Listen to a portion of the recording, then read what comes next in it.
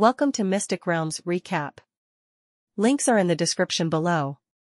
Please show some love to the author and me. On to the show. Take care of yourselves, okay? Dara said as she placed her left hand on Lux's shoulder and patted Aiko's head with her right. Visit me often. We will be careful, Grandma, Lux replied. Please, take care of yourself as well. I love Manhwa. Aiko stated, which made Vera smile. Vera kissed her adopted great-granddaughter's head, causing the latter to giggle. After looking at the father and daughter pair, Vera reluctantly stepped back. Whenever Lux returned to Elysium, she would feel worried about him. However, the red-headed teenager made sure to come home as much as he could, and each of his stays lasted for a few days before he left again.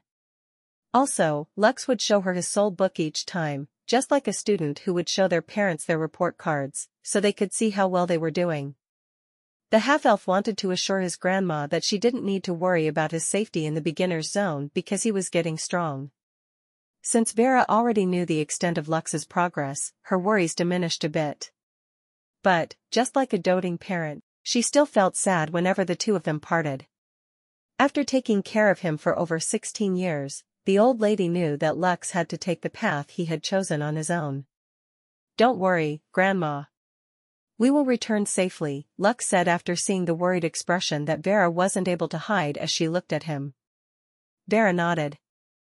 I will be waiting for the two of you to return. May the gods watch over the two of you. Lux smiled as he placed his right hand over his chest. Open. Heaven's Gate. Aiko, who had claimed the top of Lux's head as her nest, looked at her surroundings with great curiosity. As the half-elf strolled through Leaf Village, several dwarfs greeted him, while others gave him a brief nod as he passed through them. After defeating the abomination, the reputation points that he gained after finishing his quest made the locals of Leaf Village treat him as a friend. The little slime on his head also caught the attention of some dwarf children. Most of them would often look at Aiko with great curiosity as the latter walked alongside Lux. It was at that moment when he heard a familiar voice calling out to him in the distance. Big brother. Lux glanced at the balcony of the tavern he usually went to with Colette and saw the adorable little dwarf waving at him. He also saw Helen, Andy, Axel, as well as the simp, Maddie, who was looking at him with an annoyed expression. Lux waved back as he walked towards the tavern where his friends were at. Today was the 10th day since they last saw each other. They were also planning to go to the stronghold of Noria later in the afternoon. The red-headed teenager still had the special permits that Boreas had given him to gain access to the checkpoints that they would be passing through along the way. What took you so long? That was the first thing that Maddie asked when Lux joined their table. We've been waiting for 2 hours already. Sorry, I was delayed a bit because I had breakfast with Grandma, Lux replied. Maddie clicked his tongue but didn't say anything else. Andy and Axel greeted Lux in a friendly manner, while Colette and Helen looked at the blue slime on Lux's head with curious gazes. Seeing the two girls' reaction, the half-elf decided to introduce Aiko to them. Everyone, this is my baby monster, Aiko, Lux said with a smile.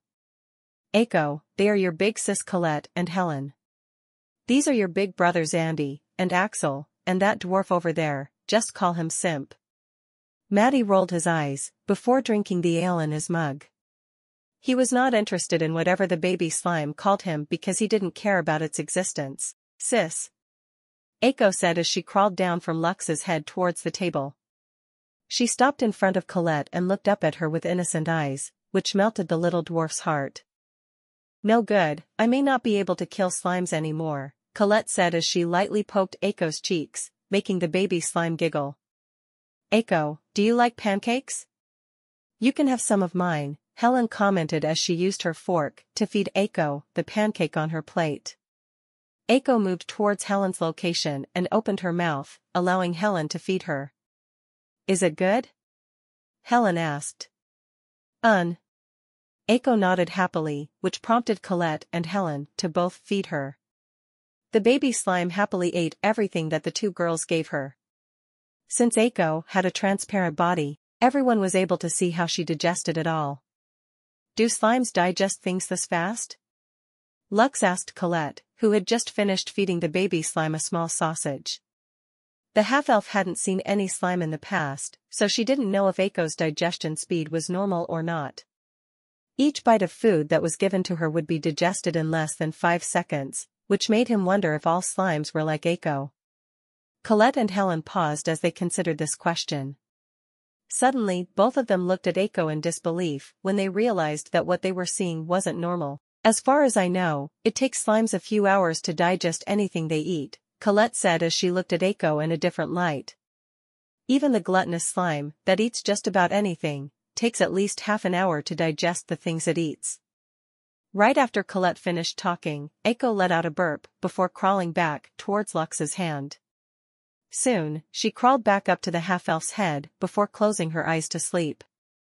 I think I need to do a bit more research about slimes, Lux thought. Good thing, I have the Elysium Compendium. I will take a good look at it later. Looking at the baby slime that was peacefully sleeping on Lux's head, Colette and Helen asked the red-headed teenager where he got Aiko. Since Lux couldn't possibly tell them that Aiko came from the egg that he had received as a bonus reward after killing Carbuncle, he just told them that she was given to him by his grandma Vera. The two dwarves didn't find this strange, because it was very common for parents to give their children gifts whenever they do something praiseworthy in Elysium. An hour later, all of them left the tavern and went to the Merchants' Guild to hire a carriage that would take them to the stronghold of Noria. Before he left to return to Solais, Nevriel told him that they would bring the nightmare horse that he requested from the stronghold while he was away. Lux was quite happy with this arrangement, because he was also going there to pick up weapons and armor for his skeleton army. He believed that even if they were just wielding the standard weapons that the riders of Noria used, the strength of his minions would be raised to a higher level, allowing them to deal more damage, and be more resistant to the physical and magical damage that came from their enemies. As their carriage traveled towards the stronghold of Noria, Colette and Helen took care of Aiko. Lux, on the other hand, was busy reading the Elysium Compendium and doing his best to learn more about slimes. However, the more he read, the more his confusion grew. Aiko was a blue slime. It was the most common type of slime, and yet her abilities far exceeded that of ordinary slimes, which made it very hard for Lux to identify what kind of slime she really was. There's no doubt that she's a blue slime, Lux thought as he scratched his head. Well, I guess I shouldn't be too surprised. After all, the one who hatched her was Iris. His stepsister's luck was off the charts, so any egg that she personally hatched would definitely be a mythical monster at the minimum. After reading for 2 hours, Lux closed the book and watched the baby slime lightly hop on top of Colette's palms, making the latter and the other dwarf girl giggle. Lux watched this scene with a smile. However, his expression immediately changed when something suddenly descended from the sky, blocking the road in front of him. The horse pulling the carriage abruptly halted as it neighed in fear, but the coachman managed to rein it in. Even so, he looked at the monster in front of him with a guarded expression on his face. The dwarves immediately summoned their weapons, while Aiko hurriedly crawled towards Lux and hid behind him. All of them looked at the draconic creature with wings behind his back, who was staring at them with a hint of amusement. Colette and her friends immediately recognized the monster, which made their faces turn grim. How could they possibly forget the one that was responsible for sabotaging their mission by attacking the caravan that they were guarding? They were even kidnapped and brought into the latter's nest as prisoners. "I remember you dwarves," the creature said as soon as his eyes landed on Colette and her friends, which made them flinch. It then chuckled lightly after seeing the fear on their faces. After having its fill, it then shifted his gaze to the half-elf, who stood out from the rest. "You are the one that the chieftain mentioned some time ago. The half-elf that led the warriors of Noria to our nest and started a massacre while I was away." The draconic kobold released faint traces of killing intent as his gaze locked on Lux. Clearly, it didn't like the fact that its brethren were killed while he was fighting the goblins that were trying to annex their territory. Lux faced the monster with a fearless gaze, but deep inside he was feeling anxious. The Elysium Compendium had identified the creature that was blocking their way. The red-headed teenager didn't expect that he would meet this creature on their way to the stronghold of Noria. Looking at its information, he knew that even if he fought alongside his friends, in addition to summoning all his creatures, the ending would still be the same. All of them would perish under the creature's overpowering might. Draconic Kobold. Kobold Wormling. Rank 5 Alpha Monster. Health, 400,000/400,000. Mana, 350,000/350,000. Strength, 300. Intelligence, 350. Vitality, 300. Agility, 300. Dexterity, 300. Active skills, Dragon Breath, Dragon Claw, Dragon Tail, Dragon Fear, Berserk. Passive skills, Enhanced Fortitude.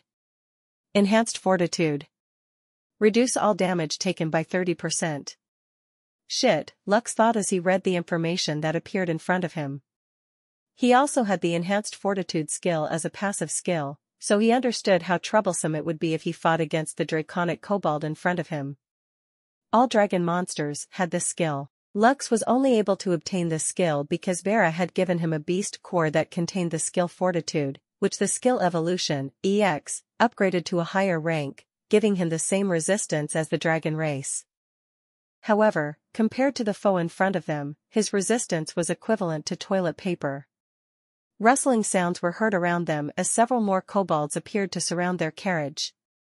Although none of them held any weapons, the draconic kobold that was eyeing their group was more than enough to make Lux and the others forget about this small detail.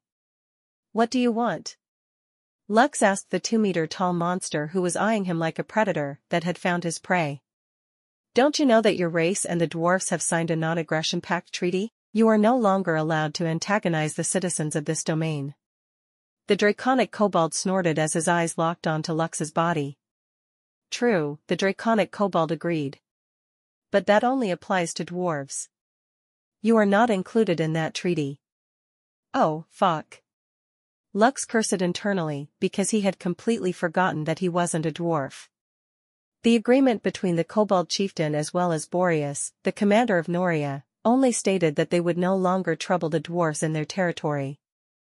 "You are coming with me today, half-elf," the draconic kobold declared. "Take him. But, do not hurt the dwarves. We won't let you touch Big Brother." Colette shouted as she gripped her mace firmly in her hands. Although she knew that she wasn't a match against the enemy in front of her, she just couldn't possibly stand by and let them take Lux just like that.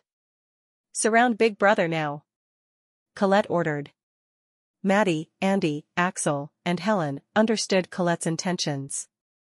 As long as they used their bodies as a shield to protect Lux, the kobold wouldn't be able to do anything to them or they would break the agreement between the kobolds and the dwarves. "Foolish children," the draconic kobold said as it unleashed its dragon fear. Immediately, Colette and the others were subjected to an incredible pressure that made their knees buckle. They simply didn't have the ability to resist the fear-inducing effect of the dragon fear, which made them almost lose their consciousness. Suddenly, the sound of hooves was heard in the distance. The draconic kobold turned its head to see 6 riders, mounted on goats, charging in their direction. "What's the meaning of this?" the captain of the riders asked when it saw the kobolds surrounding the carriage. "Are you planning on breaking the agreement, kobold? How dare you harm our people?" The draconic kobold scoffed as it pointed its reptilian finger at Lux. "I'm not harming your people. I only want him." The dwarf captain frowned as he looked at the red-headed teenager, who was being surrounded by the dwarf children. "You can't take him," the dwarven captain said. "He is one of us." "One of you?" the draconic kobold smirked. "Do you think I am blind, dwarf?" The dwarf captain ignored the kobold and pointed at Lux. "You there, do you have the medal bestowed unto you by His Majesty?" the dwarf captain asked. Lux nodded and took the wooden box out of his storage ring. He then opened it and showed the dwarf captain the medal that had been given to him by the king of the dwarves. "Take a good look at that, kobold," the dwarf captain said. "Although he is not one of our kind, he is considered a noble of our kingdom. This means that he is one of us, and our king treats him with high regard. You already know the punishment for those who try to kill the nobles of this kingdom, right?" The draconic kobold walked towards the half-elf with steady steps. Colette and the others tried to move their bodies to block him, but Lux stopped them from doing so. The mere thought of letting the children get hurt because of him didn't sit well with him. Since the dwarf captain was around, he knew that the draconic kobold wouldn't do anything that would break the agreement that their race had with the dwarves. The draconic kobold picked the golden medal up from the wooden box and scrutinized it. As one of the most intelligent creatures from its race, it knew the value of such trinkets. Seeing the insignia of the Guellivan kingdom embedded on the medal, the draconic kobold had no choice but to recognize that what the dwarf captain said was true. Just this once, I will let this slide, the draconic kobold said as he returned the medal to the wooden box. What is your name, half-elf? Lux answered. Lux von Kaiser. I will remember you, Lux, the draconic kobold said with an evil smirk on its face. His face was only inches away from Lux's and his razor-sharp teeth made the half-elf wonder when the draconic kobold had brushed its teeth last. My name is Cadmus. Cadmus introduced himself as he rested his claws on Lux's shoulders, holding him in a vice grip. The next time we see each other, you better pray that I am not in a bad mood. Cadmus sneered at the half-elf before making a gesture for his subordinates to leave. Its meeting with Lux and his friends had been completely by accident. The draconic kobold was only able to detect Lux's location because the kobold sorcerer that the half-elf fought in the kobold's nest had subtly left a faint magical mark on his body. This allowed any kobold to sense his general direction. Lux didn't know that after the raid on their nest, the kobolds had made him their public enemy number one. They were a race that kept grudges, especially grudges that involved the death of their kin. The half-elf watched the draconic kobold spread its wings and fly towards the sky. He knew that if the dwarf captain hadn't arrived, he would have definitely been captured, and perhaps dragged back to their nest to be tortured. It's been a while since I felt this way, Lux thought as he clenched his right fist. This feeling of helplessness. I hate this feeling. Lux remembered the times when he fainted after exerting his body. After he regained consciousness, that feeling of helplessness would wash over him, making him feel depressed. However, this time it was different. He was no longer the same half-elf that he was a year ago. Now, he had been given a chance to become strong and catch up to his friends who had started their own journeys many years ago. It was not only kobolds who carried a grudge. Lux could also be petty at times, so he took Cadmus' words to heart. Although he was much weaker than the rank 5 monster that looked down on him, he knew that it was only a matter of time before he caught up to it.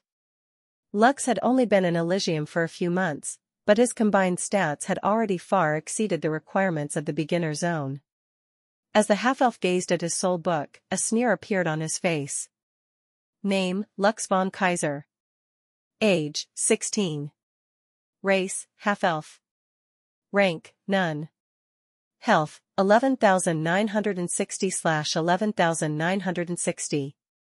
Mana, 940/940. Strength, 46, +3. Intelligence, 46, +1. Vitality, 31. Agility, 34, +3. Dexterity, 31, +3. Free stat points available, 580. Special abilities, Skill Evolution, EX, Mana Drain, EX, Item Transmutation, EX.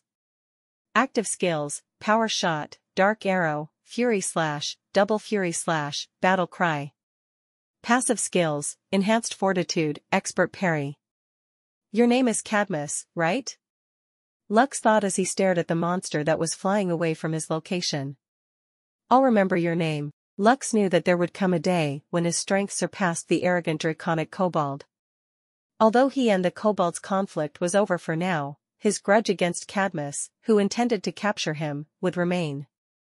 Elysium was a world where only the strong survived. Since that was the case, then the other party shouldn't blame him for being cruel when the time comes. He was certain that Cadmus would be forced to leave the territory of Noria after his rank broke through a certain threshold.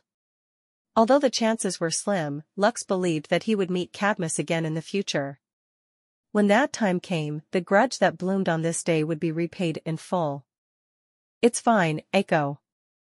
The ugly kobold is gone, Lux said as he lightly patted the still shivering baby slime on his shoulder. Eiko had been subjected to the skill, Dragon's Fear, that Cadmus had released to make Colette and his friends lose their strength and will to fight. This was the first time that Eiko met such a fearsome monster, so she was unable to stop her natural instinct from taking hold of her body when the dragon fear hit her. After a few more minutes of coaxing, the baby slime finally settled down as she hid inside Lux's robe, in order to feel safe and warm. Still, that was a close call, big brother, Colette said. If one listened carefully, they could trace the lingering fear in her words. If you didn't have the medal with you, things might have gotten out of hand. Helen, who was seated beside Colette, nodded her head in agreement. Big brother, I didn't know that you were now an honorary knight of this kingdom, Helen commented. You are the third person I know that has received an honorary knight title from His Majesty. Maddie eyed Lux with an envious look on his face, as he tried to pry answers out of him. How did you get that Medal of Honor? Maddie asked. What kind of achievement did you do in order to get enough merit to receive an honorary knight title? Lux glanced at the simp dwarf, as he proudly raised his chin. Did you forget? I saved your bum in the kobold's nest, Lux replied. The dwarf king thought that what I did was awesome, so he bestowed this reward on me. If you want to be like me, you better get good, you henpecked simp. Simp. Eiko poked out of Lux's robes as she joined her papa in teasing Maddie. The baby slime even giggled and called Maddie simp one more time before going back inside Lux's robes. Who are you calling a henpecked simp? I'm not a simp. Maddie rebuked Lux's statement. Maddie, be quiet, Colette said as she glared at the dwarf. He instantly folded and immediately shut his trap. You might scare Eiko. Okay, Maddie replied before glaring at Lux. Lux chuckled and wanted to say, see? But in the end, he chose to hold back and give Maddie some face. Although the simp dwarf bickered with him whenever an opportunity arose, Lux finally understood that it was just Maddie's way of interacting with him. The riders of Noria, who had come due to the appearance of the draconic kobold, could only shake their heads due to how silly the children's conversations were. In order to prevent the kobolds from sneak attacking Lux once again, they decided to just escort him straight to their stronghold and prevent any trouble from arising. The group traveled for half a day, before arriving at the base of a mountain, where the stronghold of Noria stood. Lux was quite surprised because the stronghold was just as big as the Wild Guard stronghold where he had grown up since he was a baby. Welcome to the stronghold of Noria, the captain of the riders said with a smile. We don't usually allow outsiders to enter our domain, but you guys are an exception. Please, follow me and do not wander around after we've arrived at our destination. Lux and the dwarves nodded their heads in understanding. Although they wanted to take a stroll inside the stronghold, they held back this urge for the time being until they got permission from Noram, who was the supreme commander of the stronghold. Without taking any detours, the dwarf captain took their guests to the barracks where another dwarf captain was waiting for them. Before Lux and the others left the village, they had asked the dwarf captain, Boreas, who was stationed in Leaf Village, to send a message to the stronghold to announce their arrival. Because of this, Doram was able to make preparations beforehand and even sent the dwarf captain to escort them to their domain. Fortunately, he had done that, or else Lux might have been captured by the draconic kobold and might have suffered a lot from their thirst for revenge. Let's head to the stables first, the dwarf captain named Gustal said with a smile. Lord Nevriel is there and is already waiting for your arrival. Lux's eyes were suddenly filled with expectations because Nevriel had promised him several things before the two of them parted not too long ago. 5 minutes later, they arrived at the stables, where several dwarves were looking at a 2-meter-tall horse, whose body was completely black. Purplish flames blazed brightly near its feet and the edge of the mane and tail, which made it seem intimidating to those that were seeing it for the first time. Beautiful. This was the word that escaped Lux's lips as he stared at the majestic creature in front of him. Glad you like it, Nevriel said as he walked towards Lux with a smug expression on his face. Took me some time to bring the nightmare to this place. However, are you sure you will be able to tame this beast? Not that I doubt your words, but even the stable master in the royal capital couldn't make it obedient. Lux scratched his head because he also didn't know if Diablo would be able to tame the beast or not. The only thing he knew was that his named creature was a skeletal rider, and was well versed in taming beasts that could serve as its mount. We'll find out soon enough, Lux said. Come forth, Diablo. Lux's firstborn appeared in front of him and gazed at the nightmare horse in the distance. As if sensing its gaze, the nightmare also turned its head towards Diablo, who was seizing him up. The two monsters stared at each other for a full minute before Diablo leaped towards the enclosed area where the nightmare was currently being held in. The nightmare neighed fiercely as it stomped its foot, while looking at the skeleton in front of it. Clearly, it didn't like anyone intruding on its personal space. Kakik, Diablo chuckled as it summoned its shield and sword. The dwarves who were standing behind the fence all cheered as they waited for a good show to start. All of them tried to tame the nightmare, but the latter was too aggressive to be tamed. The beast was currently a rank 2 monster, which spelled trouble for those that were weaker than it. It was fast, and had both short and long-ranged attacks in its arsenal, making it a troublesome opponent for those who attempted to deal with it unprepared. 5 gold coins that the nightmare will smash that skeleton to pieces, one of the dwarves said as he started to bet with his friends. 10 gold coins for the nightmare. 5 gold coins for the skeleton. Although I'm not confident in its chances, I like to bet on the underdogs. The dwarves became rowdy as they started to pool gold coins for their bets. Colette and the others were itching to join them, but were stopped by Lux.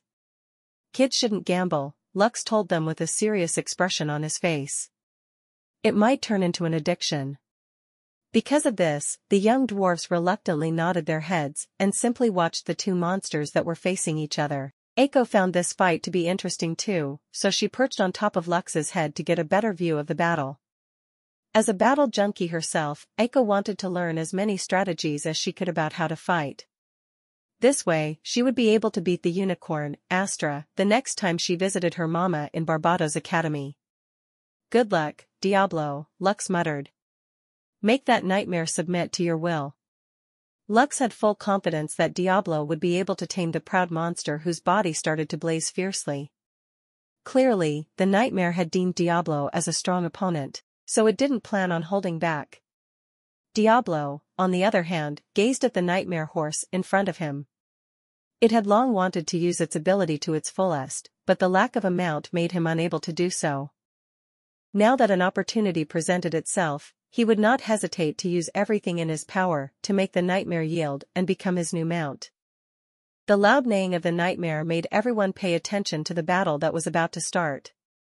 Diablo was like a black knight as it held a sword and a shield in each hand in a defensive position. Nevriel scratched his head as he looked at Lux's summon before glancing at the half-elf who was cheering for the skeleton, alongside the baby slime on his head. Is this how you plan to tame the nightmare? Nevriel asked with a dumbfounded look on his face. Lux hummed. Don't tell anyone. It is a trade secret. What a bunch of nonsense. Relax, just watch and learn. Lux looked confident on the surface, but deep inside, he was wondering if Diablo's strategy to tame the wild nightmare was going to work. The fiery horse was a true rank 2 monster, which was of the same rank as Diablo. Lux wanted to think that both were evenly matched, but there was one small problem. Skeletons were weak against fire, life, healing, and holy magic. The nightmare was able to conjure purple flames to aid it in battle, which made the untamed mount Diablo's worst matchup. Even so, the half-elf felt that everything would just be fine. After all, his named creature had never let him down when it really mattered. Suddenly, the nightmare coated its entire body in purplish flames as it ran towards Diablo with the intention to ram him. The dwarves who were watching the battle smirked because they anticipated that the skeleton's body would crumble even if it was just grazed by the nightmare's attack. However, to their surprise, Diablo did something unthinkable. Diablo leaped high up in the air before throwing his shield like a frisbee towards the nightmare's head. A metallic sound reverberated in the surroundings the moment the shield collided with the nightmare's head, dispelling the flames that coated its body. But Diablo's attack wasn't over yet. after throwing the shield, Dawn, to disorient the monster in front of him. Lux's named skeleton took another shield out of its inventory. He then charged towards the side of the nightmare, ramming its body, which sent it skidding a few meters away, and neighing in pain. As a rank 2 monster, the nightmare quickly recovered its footing and summoned 2 fire lances, and shot them in Diablo's direction. Diablo didn't back down and fired 2 bone spears consecutively, which negated the attacks that were aimed at him. After the battle against the Kobold Sorcerer in the Kobold's Nest, Diablo had learned how to fight against spellcasters with long-ranged attacks. Also, Lux had helped him a bit by casting Battle Cry, which raised his physical and magical damage by 100 points, allowing him to overcome his elemental weakness. Go Diablo! Colette raised her fist as she cheered. Diablo go! Eiko lightly jumped on Lux's head, as she also cheered for her papa's named creature. Nevriel rubbed his chin as he looked at the 2 monsters inside the monster pen. Not bad, Nevriel stated. It's no wonder you were able to capture the mastermind behind the Figaro incident. Lux didn't say anything and simply smiled. Although it didn't show on his face, he was worried about Diablo's chances of taking down the nightmare. By this time, the fiery horse had already realized that its opponent wasn't a pushover. However, because of its stubborn nature, it refused to believe that Diablo was better than it. As the flames on its body burned brightly, 8 flaming lances appeared around it. Their tip was pointed at the skeleton that was currently standing perfectly still, as if he was just a mere target that was waiting for destruction. However, before the nightmare could even fire the lances that it had conjured, Diablo pointed his sword at the nightmare, which made its body involuntarily charged forward. Due to the loss of concentration, the spears that it had summoned disappeared, leaving only traces of ember behind. Diablo had activated its skill, Duel EX, which forced his target to exchange one blow with him. As the nightmare angrily charged forward, Diablo leaped up to the air at the last minute and fired a bone spear at his opponent's backside. Everyone who saw this scene flinched, and some of them even subconsciously placed their hands over their backside, as their faces winced in pain.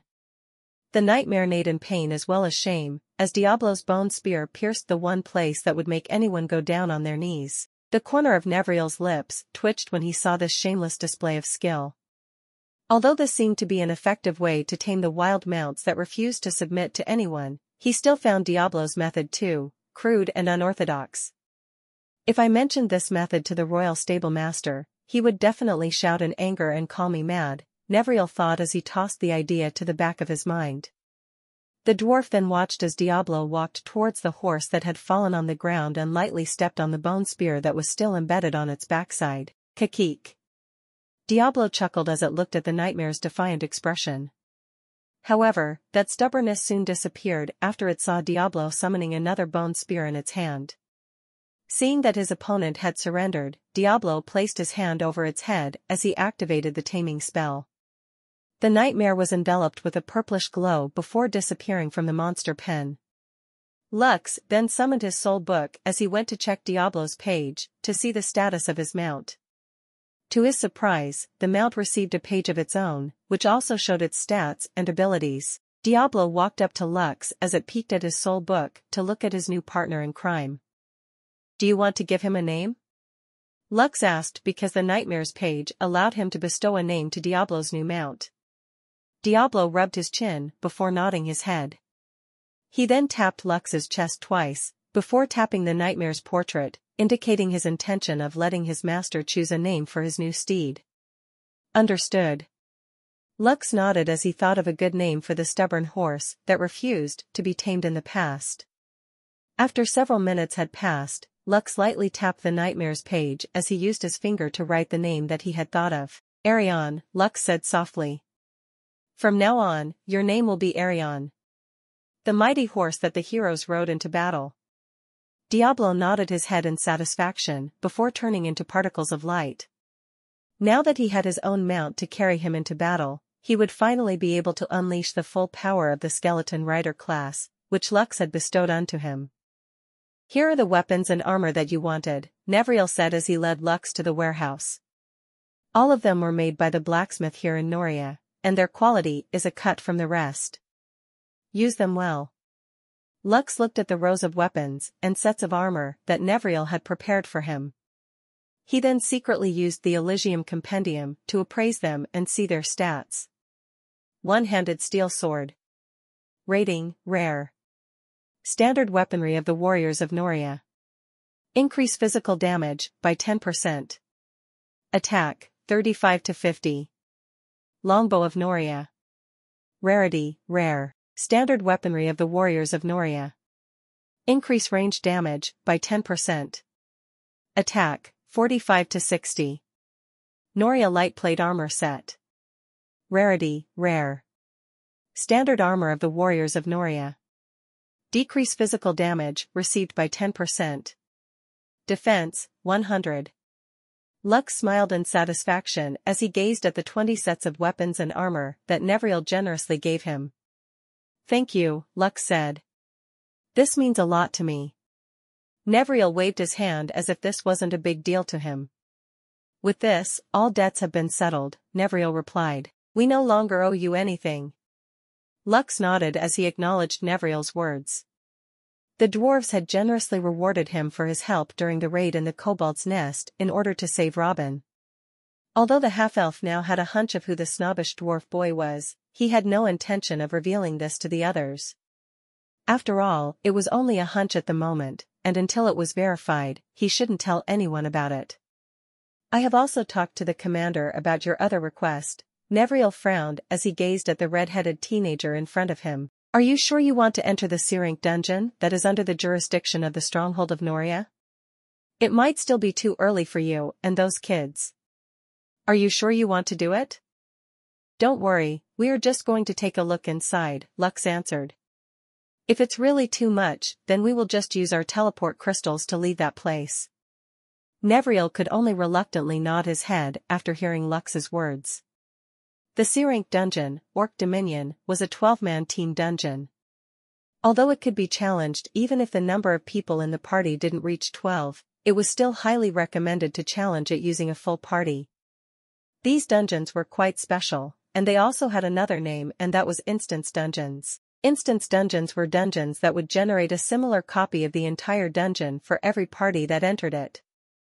Meaning, although everyone was challenging the same dungeon, they would be in a different version of the dungeon, allowing each team to challenge it without worrying about other people interfering with their expedition. A 12-man dungeon meant that it was highly recommended to challenge it with 12 people instead of the usual party of 6 or 7. There were also 50-man dungeons, and 100-man dungeons. On very rare occasions, SSR-ranked dungeons would suddenly appear in Elysium. This type of dungeon required 1,000 people in order to clear it. This dungeon was an open-world dungeon, in which they needed to fight a Calamity-ranked world boss, which could drop legendary items once it was defeated. Okay, I will wait for you at the barracks while you finish storing the equipment, Nevriel said before leaving the warehouse. Although he was very doubtful whether Lux and his friends would be able to clear the dungeon or not, he still gave the half-elf the benefit of the doubt. The Orc Dominion dungeon was the place where the warriors of Noria would train after they had become Grade C apostles. The boss monster inside it was a rank 3 alpha monster called the Dark-Skinned Orc Chieftain. It was a monster that was slightly stronger than the red-eyed terror mantis, and was very hard to kill because of its strength and tenacity. It also had a berserk ability which made it extremely dangerous once its health was dangerously low. Okay guys, time to suit up, Lux smirked as he opened his soul book and equipped the weapons and armor to his skeleton fighters and skeleton grand archers. Ishtar wore the new armor as well, increasing her defense. Although she would be attacking her enemies from a distance, having armor was still better than not having any. To Lux's surprise, when it was Diablo's turn to equip the armor, his named creature decided to turn it down. When Lux asked him why, his named creature used his sword to write down 2 words on the ground. Black armor. Those were the words that Diablo wrote, which made Lux scratch his head. This was the first time that Diablo told him his preferences, so he decided to respect his decision. I guess I better look for dark armor sets for him in the future, Lux thought. I'll ask Grandma if she still has some black armor available. If not, I'll just have it custom made for him. When all of his summons had properly equipped their weapons and armor, the half-elf stored the rest of it in his inventory. He was sure that he would be able to use them in the future after the number of his summons had increased. For now, he left the warehouse in a good mood as he looked for Colette and the others who were busy sparring with the veteran soldiers of Noria. The little dwarfs were steadily getting stronger, and were nearing the apostle rank. Lux knew that it was only a matter of time before they parted ways with each other, so he decided to challenge the C-rank dungeon with them. Although he didn't know if they would agree to his request or not, he hoped that they would. After all, he was confident that if they all worked together, they would be able to overcome the alpha monster that was considered to be one of the strongest monsters in the territory of Noria. If you're enjoying my content, please consider donating a coffee. Or checking out my shirts on TeePublic. So, do you guys want to come with me and challenge a C-rank dungeon? Lux asked the dwarves, who were currently having afternoon tea together. Eh? Colette blinked once then twice before tilting her head to the side. A C-rank dungeon? Lux nodded. Yes. It is a dungeon that belongs to the stronghold of Noria. Only their elite warriors can challenge it. Lucky for us, I got permission to challenge it. So, do you guys want to come along or not? Helen, who was currently holding Eiko in her hand, looked at Lux with eyes that were as wide as saucers. Big brother, aren't C-ranked dungeons too advanced for our current ranks? Helen asked. We haven't even entered the apostle rank yet.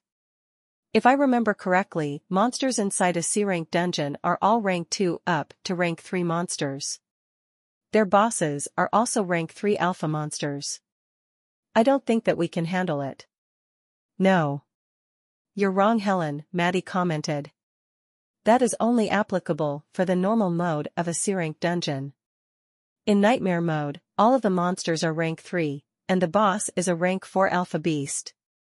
The dwarf boy stared at Lux with a serious expression on his face. If he is with us, clearing the normal mode is possible. But, nightmare mode is just plain suicide. Although rank 3 monsters were strong, they were weaker than the carbuncle that they had fought in the aspiration planes. Maddie believed that they still had a chance to beat them if they entered the normal mode. The only problem would be the boss monster. It was a rank 3 alpha beast, which was even stronger than the red-eyed terror mantis that they had no hope of beating with their current strength. Big brother, are you going to challenge the nightmare mode? Colette asked in a worried tone. Of course not, Lux shook his head. I'm not stupid. Lux knew that challenging the nightmare mode of Orc Dominion was indeed suicide. However, that didn't mean that he wouldn't challenge it in the future. The Elysium Compendium had told him about the quest that could be acquired inside the Orc Dominion even if it was in normal mode. The rewards were also amazing, but this was a once-and-forever deal. If someone had finished the quest already, then the reward would be gone forever.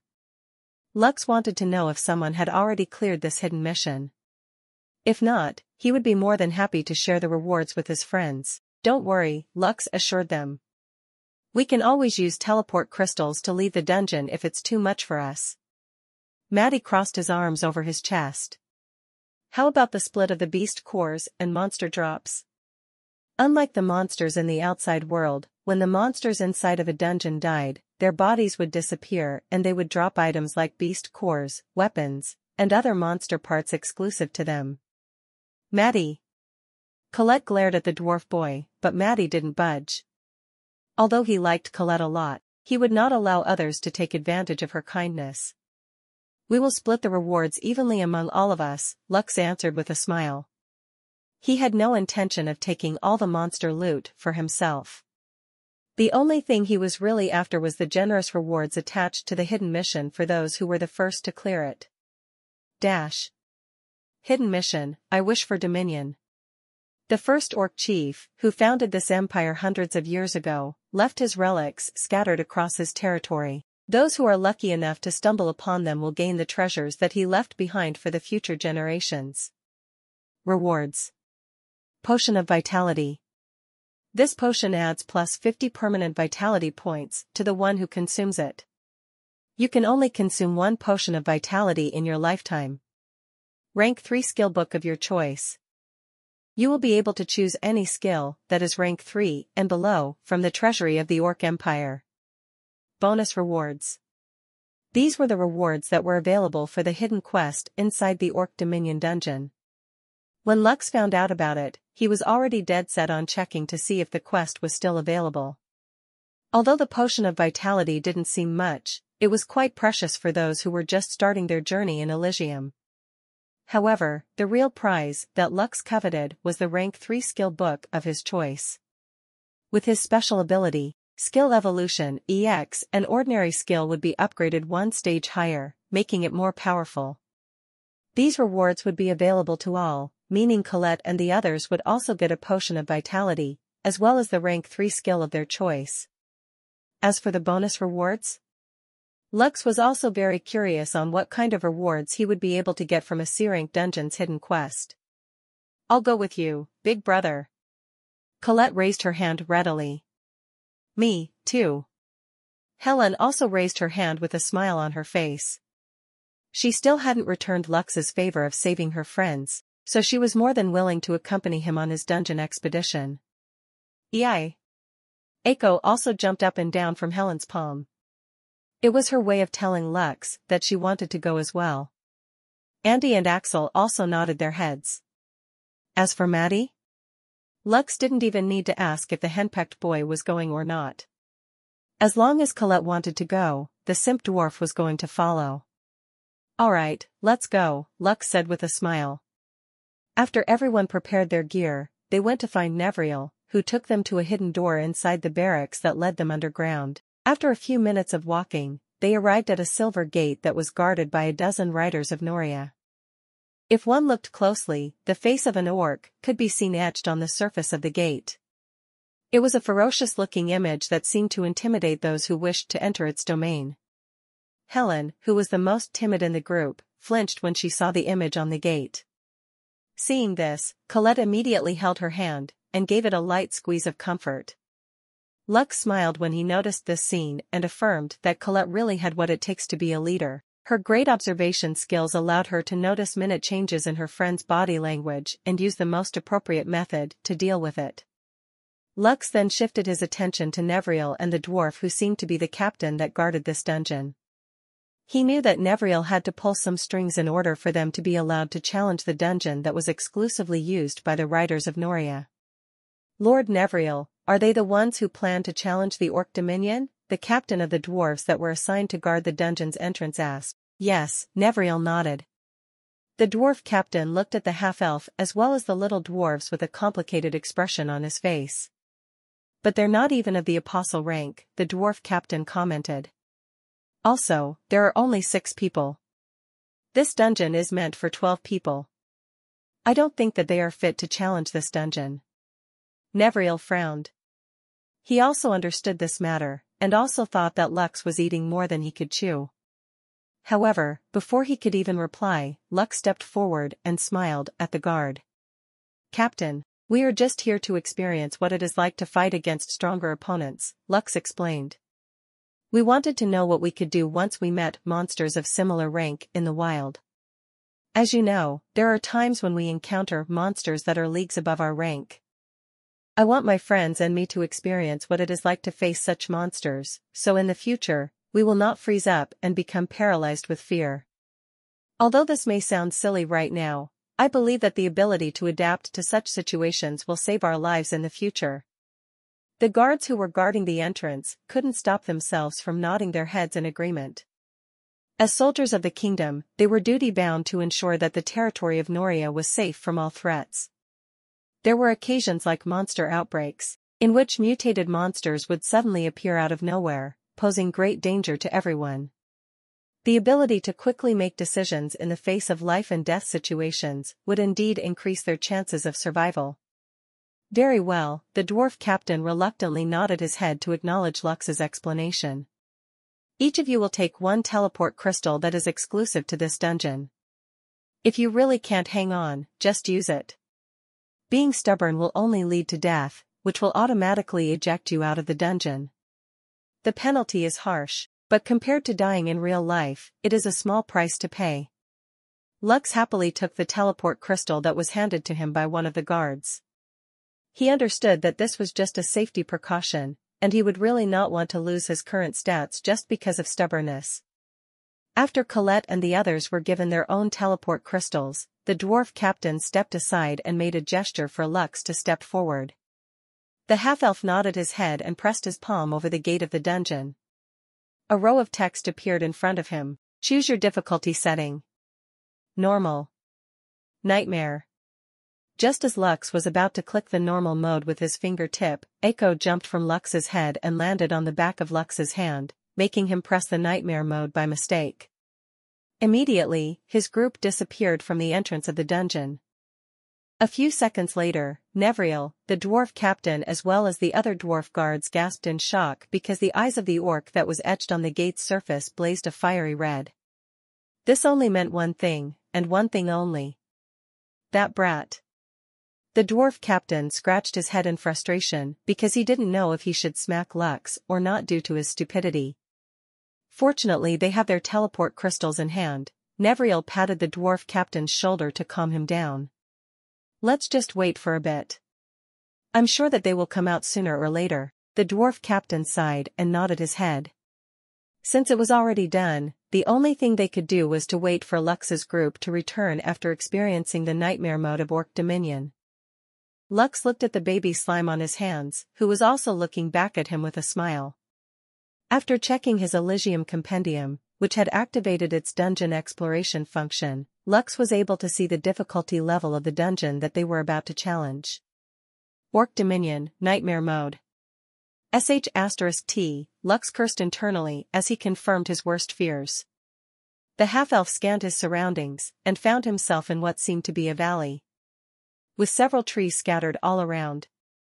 In the distance, he could see a fortress-like stronghold that had a flag fluttering in the wind that depicted two axes crossed over the other. The dwarves who were standing beside him had pale expressions on their faces, because they clearly heard a voice in their head say that they had now entered the nightmare difficulty of Orc Dominion. Big brother? Colette asked. I thought we were just going to challenge the normal mode? That was the plan, Lux replied. But Echo jumped on my hand and accidentally made me choose the wrong difficulty. The baby slime tilted its head innocently to the side, as if she didn't have an idea about what she did. Lux could only pick up Echo and put her back on top of his head before turning to face the dwarfs beside him. Okay, we now have two choices. The first one is to use our teleportation crystals to leave this place, Lux said. As you know, this is a one-time consumable item. If we want another one, we need to pay 10 gold coins for it. Although I'm sure that we can pay for the expense, I say that we check this place out first. Just make sure to place your teleport crystal where you can reach it immediately in case of an emergency. The dwarves nodded and placed the teleport stones in their pockets. They knew that they were biting off more than they could chew, but they were also very curious about what kind of monsters they would be fighting against inside the nightmare mode of Orc Dominion. Okay, let's go, Lux said as he stepped forward. The first thing he wanted to know was whether the quest had been completed or not. The Elysium compendium could only show the locations inside the dungeon that would activate the hidden quest. It didn't know if the quest had been completed in the past or not.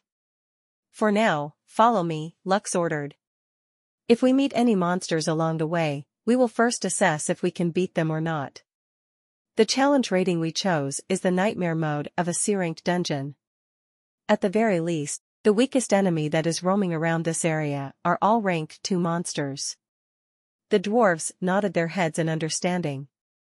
The strongest monsters that they had fought so far were berserked horned rabbits, rank 2 monster, and the mutated carbuncle, rank 3 peak alpha monster.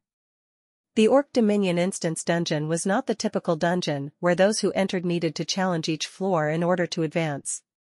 This dungeon was an open-world, fortress assault type of dungeon, and the only way to beat the game was by defeating the orc chieftain who could be found inside the stronghold. In short, this dungeon was a training ground for how to raid an orc stronghold with an elite team of fighters. All of the warriors of Noria needed to undergo this trial in order to officially join the Riders of Noria and become part of the Guellivan border army. Let's go, Clover.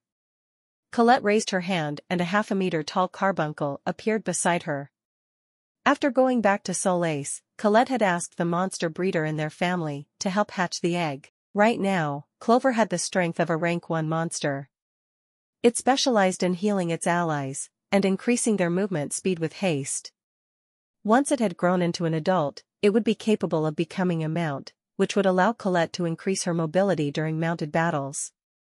After walking for 5 minutes, Lux raised his hand to gesture for everyone to stop. He then made a gesture for them to crouch down and follow him to the bushes. After a while, he pointed in a direction, and the dwarfs found the reason why Lux had asked them to hide. 2 pig-like monsters, which had green skin, sauntered through the trees. They were at least 2 meters tall and armed with a war axe. They were regular orc warriors that made up the bulk of the orc army. Orc warriors, Lux thought. Each of them were rank 2 monsters and was a rookie's worst nightmare if they happened to encounter them in the wild alone. The reason why Lux was able to know their location was due to the map that the Elysium Compendium provided. After experimenting with the compendium, Lux found out that it had a special auto mode function that gave him access to features such as appraise, show map, show quest locations, and many more things after he merged it with his soul book. Similar to a game, Lux could see a mini-map at the upper right side of his vision, which he could expand anytime he wanted. Naturally, if he went to a place that he had never gone before, the map would be blank. However, because of its special function, the Elysium Compendium allowed Lux to detect enemies within 100 meters, even if they were in an unexplored area of his map. After making sure that there were indeed only 2 enemies in the immediate area, Lux glanced at the dwarves, and they all nodded back to him. "I'll take the one on the left," Lux said. "All of you handle the one on the right." "Okay," Colette replied as she firmly gripped the mace in her hand. "We're ready, big brother." Lux nodded as he summoned 4 of his skeletal fighters. He didn't want to summon Diablo yet, because he wanted to see how his regular warriors handled facing off against a rank 2 monster with their current strength. Battlecry. Lux activated his skill that added plus 100 points to physical and magical attacks. He then ordered for his skeletal fighters to charge at the 2 orcs, giving Colette and the others ample time to prepare. Just as expected, when the 2 orcs saw the skeletons, they immediately turned to confront them head-on. "Now!" Colette ordered. The blonde-haired dwarf, as well as her sidekick, Maddie, sprang into action and charged at one of the orcs that had engaged their enemies in combat. Both of them were nearing the apostle rank, so they could be considered as strong as rank 1 monsters. Of course, the one they were fighting against was a bona fide rank 2 monster, so they were taking this battle seriously. Andy and Axel chanted their spells and waited for the perfect opportunity to use them. Colette smashed her mace against the orc's legs with a growl which didn't look compatible with her adorable appearance. The orc screamed in pain and was about to slash her with its weapon when a fire bullet and a water bullet hit its chest consecutively, pushing it back. Maddie took this opportunity to use his 2 short swords to slash at its legs, drawing blood.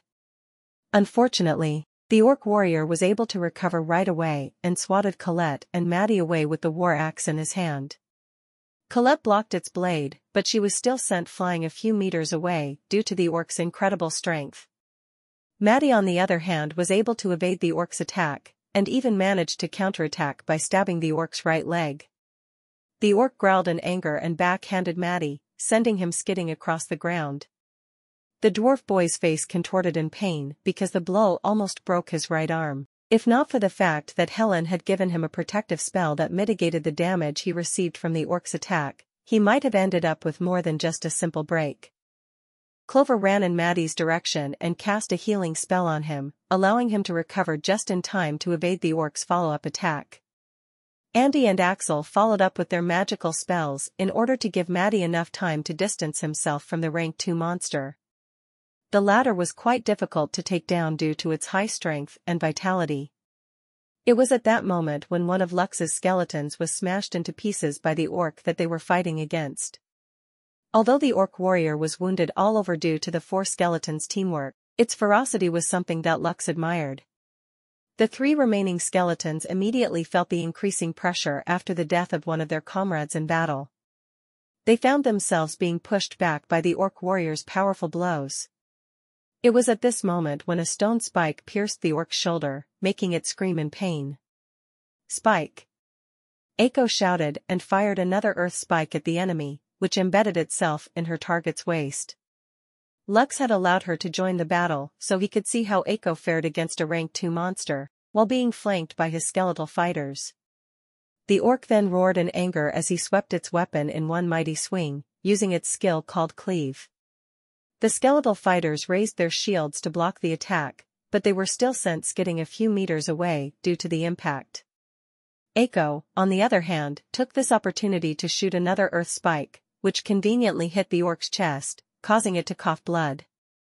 Wanting to continue her attack, the baby slime teleported 2 meters away from the orc's face and unleashed one of her upgraded spells, Fireball. Eiko shouted and a ball of flame materialized in front of her, which exploded in the orc's face, burning it to a crisp. The orc had been heavily injured by the skeletal fighters and Eiko's earlier sneak attacks.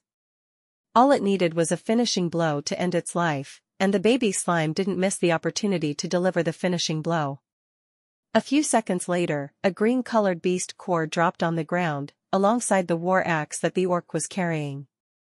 Eiko unceremoniously ate the beast core, before blinking consecutively until she landed on Lux's head with a satisfied expression on his face. She was quite proud of her performance and decided to eat the beast core as her reward, which made Lux feel helpless. Well, as long as she is happy, I guess it's fine?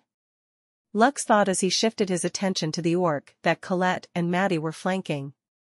After a shout that was filled with unwillingness, the orc finally collapsed on the ground, leaving a beast core and its weapon behind. Immediately after that, Colette and Maddie sat on the ground, panting for breath. It was then that the little dwarfs realized how hard it was to challenge a rank C dungeon in nightmare mode with their current level of strength. Eiko happily chewed the beast core she just stuffed in her mouth as she looked at Colette's and Maddie's exhausted expressions after they defeated the orc warrior that was assigned to them. Unlike the berserk horned rabbits that specialized in speed, their opponent specialized in strength, and it also had very high health. Although both were rank 2 monsters, the difference in their fighting style was obvious to the naked eye. Lux rubbed his chin as he checked the health of his skeleton fighters after the battle. Most of them were almost out of health, which showed how tough the battle was for them. If I summoned all 7 skeletal fighters, Diablo, Ishtar, and the skeleton grand archers, to fight side by side with Colette and the others, I estimate that we can fight against 5 to 7 rank 2 monsters at the same time, Lux thought. If there is a rank 3 monster among the group, we can at most fight 3 to 4 rank 2 monsters, while Diablo keeps the stronger monster at bay. Suddenly, a notification broke Lux out of his pondering. After reading the notification, he was unable to stop his lips from twitching. Eiko learned the passive skill Tough. Tough. Add plus 30 points to vitality. Eiko activated the skill Mimicry, EX. Target Lux von Kaiser. Successfully copied skill Evolution, EX. Skill Evolution, EX, detected a new skill. Since the skill Tough is a passive skill, it will automatically be upgraded to Very Tough. Very Tough. Adds plus 60 points to vitality. Eiko. The world is my oyster. Named Slime Monster. Rating, E, Progress, 20/2000. Health, 3850/3850. Mana, 7500/7500. Strength, 17. Intelligence, 150. Vitality, 77. Agility, 17. Dexterity, 17. Very tough? Seriously? Lux didn't know if he should laugh or cry due to his baby slime's cheat-like ability. Eiko managed to get a massive boost to her vitality points just from eating a single beast core, thanks to Lux's skill. Of course, Lux was also very happy for her, because the stronger the baby slime became, the more help she would be to him in Elysium. If only she wasn't a troublemaker, Lux shook his head helplessly. However, he now had a better understanding of one of the skills that was available to orc warriors after Eiko had consumed the beast core. I need that tough skill as well.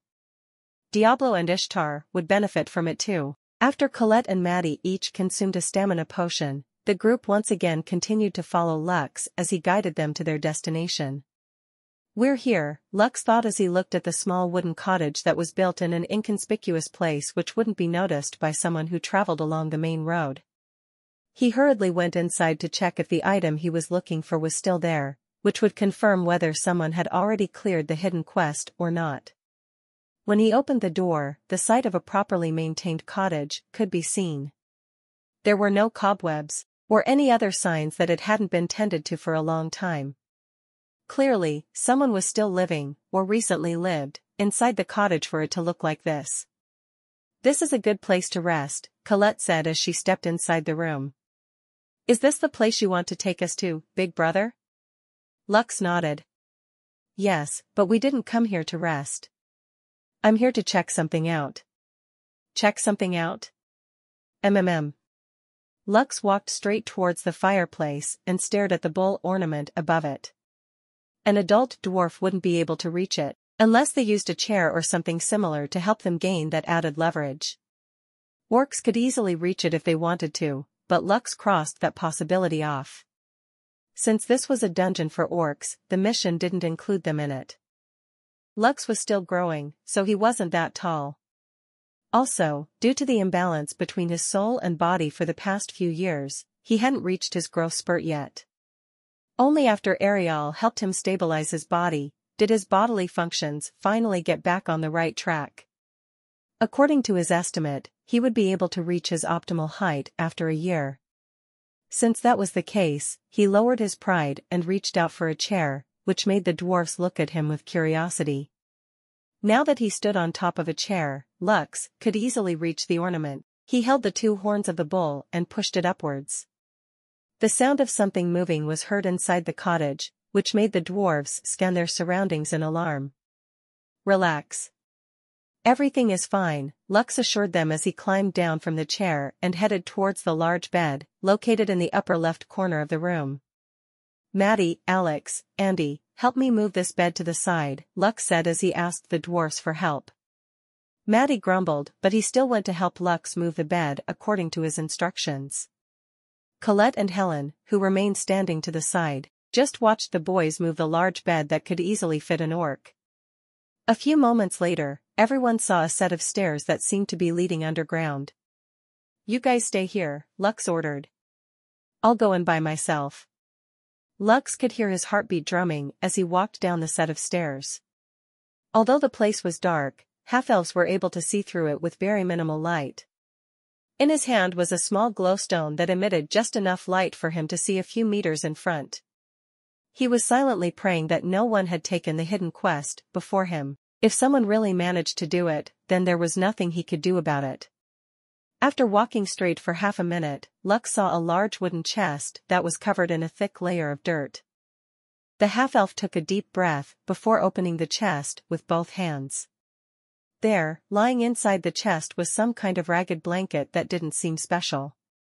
However, after seeing this, Lux breathed out a sigh of relief. It was the item he was looking for. Fortunately, I am the first one to discover this quest, Lux muttered as he reached out to touch the item that would activate the hidden quest that he wanted to complete. You have acquired the flag of the Blackrock clan. Ding! You have discovered the hidden quest I wish for Dominion. Would you like to accept this quest? Yes/no. Lux decisively clicked the yes option, and a notification prompted him that the quest was now active. He was not the only one that received this notice. Colette and the others heard a voice inside their head that they had accepted the hidden quest. Lux knew that he didn't need to beat the boss of the dungeon in order to clear the quest. As long as he managed to complete it, he would get the full rewards of the mission, as well as the rewards from the dungeon, as if he had defeated the final boss. This was why hidden quests were so good. It gave twice the reward for half the effort. However, before Lux could even fully rejoice his discovery, a loud roar was heard in the living room of the cottage, followed by the shouts of Colette and the others. Lux hurriedly climbed back up the stairs to see what was happening, only to find Colette and Maddie standing in front of the others with their weapons drawn. In front of them was a half-orc holding a greatsword in its hands. Its angry and bloodshot eyes glared at them. Clearly, it was not too happy to see what the uninvited guests had done to its home. "Who are you lot, and what are you doing inside my cottage?" the half-orc shouted as it threatened to brandish its sword towards the dwarves, who had taken a defensive stance against it. "We come in peace." Lux stepped forward and stood between the dwarves and the half-orc, with his hands raised in surrender. "Peace?" the half-orc snorted. "You come and steal from my house, and you say you come in peace? Give me one good reason why I shouldn't kill you, right here, right now?" Lux frowned, because according to the data that the Elysium Compendium was giving him, the half-orc in front of him was a rank 4 alpha monster. At first, Lux didn't want to believe it, but after looking at the information for the second time, he realized that it was indeed correct. The half-elf could feel beads of sweat forming on top of his head, because he knew that if they really offended this half-orc in front of them, all of them would become sliced cheese in a matter of seconds. Fortunately, before he could even reply to the half-orc's question, a row of texts appeared in front of him, giving him some options to choose from. Option 1. Chaotic evil. "We came here to burn this cottage and kill you, foul creature. A filthy half-blood like you deserves death." Option 2. Lawful good. "Sorry for intruding into your cottage, good sir. We came here with the good intention of inviting you to a seminar on how to earn money while you sleep." Option 3. True neutral. "We do not wish for conflict, and would like to talk things out. However, if you are adamant in using force, we will reply in kind." Option 4. "We came here to help you with your wish for dominion." Lux knew that the first choice would instantly send all of them to the afterlife. The second option was funny, but he doubted that the half-orc was in the mood to humor them with their answer. The third choice was rather tame and Lux was initially tempted to choose it, but he knew that these weren't the right words to say in their current circumstance either. "Sir, we came here to help you with your wish for dominion," Lux said. Immediately, the half-orc's rage changed into that of confusion. After a while, it lowered its greatsword and looked at Lux with a serious expression on its face. "How did you know?" the half-orc asked. "How do you know that I wish for dominion?" Lux sighed in relief as he read the next row of text that was the answer to the half-orc's question. "An orc shouldn't be judged whether he is full-blooded or not. The only thing that is important to the orcs is strength. Only the strong can rule and command the horde." "Well said," the half-orc replied as it patted Lux's shoulder with its hand. "Although I don't know how or why you came to know my goal, I believe that fate has brought us together. My name is Barca, tell me your name." "Half-elf." "My name is Lux, and these are my friends." Lux made a gesture to introduce Colette and her friends to the half-orc. After the introduction, the half-orc walked towards his bed and pushed it back to where it once was. He then moved the horns of the bull ornament to its original position. "Did you take it?" Barca asked. He didn't ask what Lux took, but the meaning behind his words was very obvious to the half-elf. "Yes," Lux replied. "I took it." Barca nodded his head in understanding. The half-orc then sat on the floor beside the bed and took out his whetstone to sharpen his greatsword. "My mother was the daughter of a tribal chief, and my father was a mighty general in the human army. They met by accident, and somehow fell in love, and I was born as a result. I will not bore you with the other details, because they are not important. Since you said that you wish to help me, then are you prepared to ensure that I become the next orc chieftain?" Lux nodded. "That is why I am here." "Then prove it." Barca took a map out of his belongings and placed it on the floor. The Elysium Compendium automatically recorded the map in Lux's soul book, allowing him to view it normally. "The current orc chieftain, Orabak, has 4 warlords that support him," Barca said as he pointed at the marked locations in the map. "Tanabur of the south, Baranar of the west, Oreg of the north, and Mogazer of the east. As long as you are able to help me defeat or convince these warlords to join my side, Orabak will lose his loyal supporters. This will give me the opportunity to challenge him in a duel in front of the other warriors for the position of orc chieftain. A series of notifications once again rang inside Lux's head as the information of the hidden quest was updated. Hidden quest, I wish for dominion. Bonus rewards will be calculated depending on the choices you make in this mission. Kill the 4 orc warlords. Plus 500 Riders of Noria reputation points. Gain 1 random pseudo-mythical weapon, armor, or artifact that belong to each of the warlord that you have slain. Gain the Orc Slayer title. Orc Slayer title. Increase damage to all orcs by 20%. Orcs will feel threatened by your presence. Negotiate with the orc warlords. Plus 1000 Riders of Noria reputation points. Plus 200 Kingdom of Guellivan reputation points, exclusive to Kingdom of Guellivan. Plus 200 gold coins.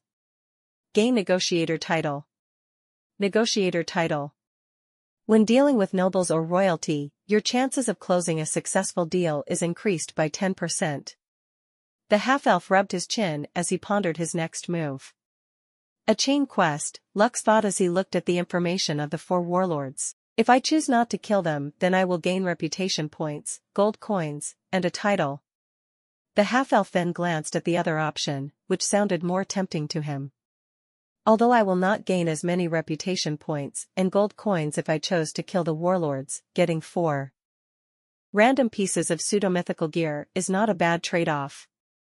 Lux understood that he was far from reaching the requirements to be able to craft mythical items. First, he lacked the materials he could practice on, and his current smithing rank wasn't high enough. Aside from that, the best weapon he could make with the items available in the beginner's zone were rare weapons. The half-elf was not satisfied by that, especially after experiencing the power of his master Randolph's mythical weapon, Blood Moon. Barca was closely observing Lux's expression, and the moment both of their eyes met, the half-elf as well as the half-orc smiled evilly. As if waiting for that moment, both of them laughed at the same time, which made the dwarves look at them as if the two had gone crazy. Eiko looked at her papa, and the half-orc, before joining them in laughter. Although she didn't understand what was going on, she felt like it would be fun if she followed her papa's actions. Lux and Barca understood that there was only one way to get what they wanted. For that to happen, only one option was left for both of them, and that was their opponent's complete and utter destruction. Since the orc warlord closest to their location was Baranar, Lux didn't hesitate to tell Barca who his first target was. The half-orc agreed and set out with them in their mission to deal with one of Orbak's loyal supporters. After checking the details of the quest in the Elysium Compendium multiple times, Lux found out that Barca's role was just like an extra fighter in their party. Meaning, he would help them fight with the enemies in order to help ensure the success of the mission. The half-elf was quite happy about having a rank 4 alpha monster on their side. After all, it would greatly increase their fighting power. However, there was a catch. If Barca died, the mission would automatically fail and Lux would gain a minus 1000 reputation points penalty with the Riders of Noria, and minus 200 reputation points penalty with the Kingdom of Guellivan. He didn't know what would happen if his reputation points dropped into the negatives, so he consulted the Elysium Compendium about it. According to the compendium, if his reputation points became negative and went lower than minus 500 points, he would be treated as a criminal in the Guellivan Kingdom. A reputation of minus 1000 negative points would mean that the Dwarf King would place a bounty on his head, and any dwarves that he came across would automatically become hostile towards him. When one gained a negative reputation points of minus 5000 points, that was when things would take a nosedive. The king would order the high rankers of the kingdom to hunt you down and kill you. Even if you hid in the beginner's zone, the high rankers would ignore the level requirement just to deal with you personally. Lux took note of this matter seriously and decided to never allow himself to fall to that point, so he could avoid inviting trouble to his front door. "We are here," Barca said as he gestured for Lux's group to not make any noise as they traveled the secret trail that he had discovered back when he was searching for ways to infiltrate Baranar's camp. Lux glanced at the orc encampment that was surrounded by a 3-meter-tall stone wall. Several tents, which were made of animal skins, could be seen inside, and there were at least a dozen guards manning the outposts and making sure that everything was in order. With the features of Elysium Compendium, Lux was able to identify the ranks of the enemies, which made him frown. The orc captain as well as the orc guards are all rank 3. Lux rubbed his chin. And it seems that these orc warriors are merely the cannon fodder of their army. I guess this is the custom settings of the nightmare mode. Among the 12 orcs that were guarding the perimeter of the encampment, there was one wearing a black armor. It was the orc captain, and according to the data shown in the compendium, the captain was at the peak of rank 3. An ordinary rank 3 monster might be weaker than an alpha beast, but its threat level was similar to the kobold sorcerer that Diablo had faced off against in the past. Of course, it was not a problem for Barca, but for them, it was a tough hurdle. Not to mention, the captain's subordinates were also rank 3 monsters, making the situation very tricky. A direct fight is out of the question, Lux thought. Although I don't know how strong Baranar is, there is a possibility that he is at Barca's level. If that is the case, our strongest fighter shouldn't waste his strength in fighting the other mobs. Boss monsters usually had some goons protecting them, especially high-leveled ones. Lux was certain that aside from the 12 orcs guarding the camp, Baranar would still have other subordinates who would aid him in battle. However, Lux didn't know how many there would be. Fortunately, most of the warriors of the stronghold were out patrolling their territory. This greatly reduced the number of monsters that Lux's party had to fight, but it was still a very tricky situation. What is your plan, Lux? Barca asked. Should we charge and fight our way in? Lux shook his head. He knew that Barca was only testing him. The half-orc was keen on knowing what kind of warrior the half-elf was. A head-on battle is out of the question, Lux replied. We are both outmatched in quantity and quality. The half-elf then glanced at the sun on the horizon. It was almost sunset, so a night attack would be the ideal opportunity to create chaos in the camp. Tell me, Barca, do you know how strong Baranar is? Lux asked as he glanced at the half-orc beside him. The half-orc crossed his arm over his chest as he pondered. Baranar is an orc shaman, Barca replied after organizing his thoughts. He specializes in curses and other spells. If I can get close to him, I will be able to subdue him. But if I can't, then my chances of defeating him are slim. Orc shaman? That is indeed a troublesome opponent. Lux nodded his head in agreement. It was at that moment when Baranar's information appeared in his mission page. Baranar. Orc shaman.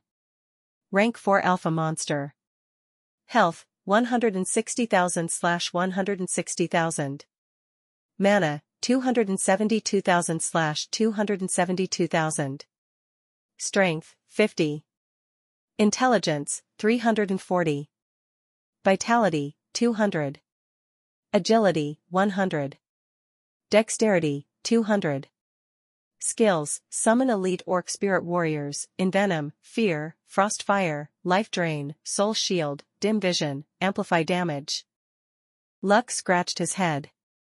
The orc shaman skills spelled trouble. According to the provided information, Baranar could summon 2 elite orc spirit warriors, which were peak rank 3 summons.